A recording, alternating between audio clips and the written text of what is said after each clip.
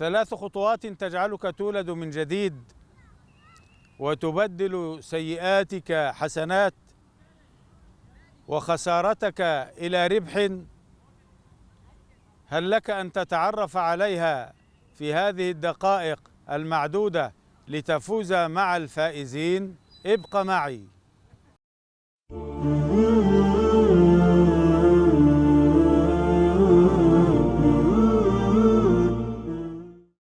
بسم الله الرحمن الرحيم.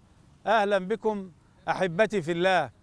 اليوم أتحدث إليكم في موضوع مهم يهمنا جميعا.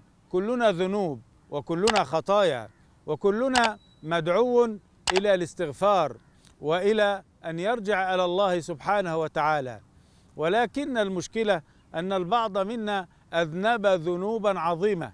هذه الذنوب العظيمة من الممكن أن نقرأ نوعا منها في قول الله تبارك وتعالى: وعباد الرحمن الذين يمشون على الأرض هونا وإذا خاطبهم الجاهلون قالوا سلاما. وهذا ذنب عظيم من غيرهم وهو الجهل. والذين يبيتون لربهم سجدا وقياما، هذا هو التواضع، وغيرهم متكبر لا يتواضع. وغيرهم يقول الله عنه: والذين لا يدعون مع الله إلها آخر ولا يقتلون النفس التي حرم الله إلا بالحق ولا يزنون ومن يفعل ذلك يلقى أثاما. هذه الذنوب هل من الممكن إذا كانت بهذه الدرجة من الشناعة ومن العظم، هل من الممكن أن يغفرها الله أولا؟ وهل من الممكن أن تبدل هذه السيئات التي اقترفها الإنسان وارتكبها الإنسان أن تبدل إلى حسنات؟ الله رحيم والله كريم والله عفو والله غفور. القرآن الكريم رحمة ونور يبين لنا الطريق والسبيل، ودائما ينزع منا الخوف، ودائما يزرع فينا الأمل في الله والرجاء في الله. الله سبحانه وتعالى بين في القرآن الكريم أن هناك 3 خطوات إذا اتبعها الإنسان وإذا قطعها الإنسان، قطع الخطوة الأولى ثم الخطوة الثانية ثم الخطوة الثالثة، وصل بإذن الله إلى أن تبدل سيئاته حسنات. الخطوة الأولى وهي المفتاح الضروري والأهم، التوبة. لا بد أن تأخذ هذا المفتاح وأن تبحث عنه وأن تستعمله قبل أن يفوت الأوان. مفتاح التوبة هو الرجوع إلى الله سبحانه وتعالى، فمن تاب تاب الله عليه، والله سبحانه وتعالى يحب التوابين ويحب المتطهرين. فأنت إذا فتحت باب التوبة يعني فكرت في أن ترجع إلى مولاك، فأنت بذلك بدأت الخطوة الأولى. الخطوة الثانية الإيمان.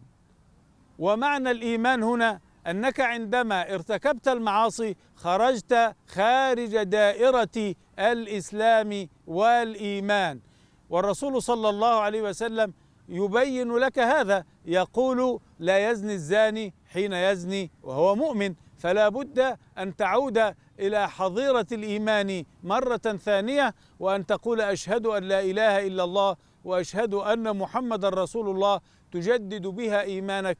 كما سئل رسول الله صلى الله عليه وسلم: كيف نجدد إيماننا يا رسول الله؟ قال: قولوا لا إله إلا الله. والإيمان هو أن يستقر المنهج ويستقر التوحيد وتستقر مراقبة الله في قلبك. ثم الخطوة الثالثة وهي المهمة، عمل الصالحات.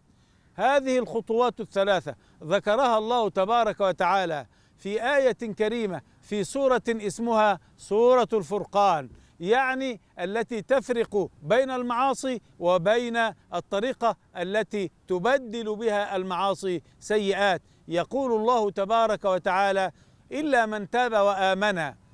إلا من تاب، هذه الخطوة الأولى، وآمن الخطوة الثانية، وعمل عملا صالحا فأولئك يبدل الله سيئاتهم حسنات. وفي الحديث النبوي الشريف بشارة عظيمة فيما روي عن الإمام علي رضي الله عنه وأرضاه أنه قال: من تاب تاب الله عليه وأنسى جوارحه ذنوبه، وأنسى بقاع الأرض ذنوبه، وأنسى الحفظة ما كتبته عليك من ذنوب. أخي الكريم، هيا بنا لندخل إلى رحاب التوبة ورحاب الإيمان ورحاب العمل الصالح لكي نبدل سيئاتنا حسنات. والسلام عليكم ورحمة الله وبركاته.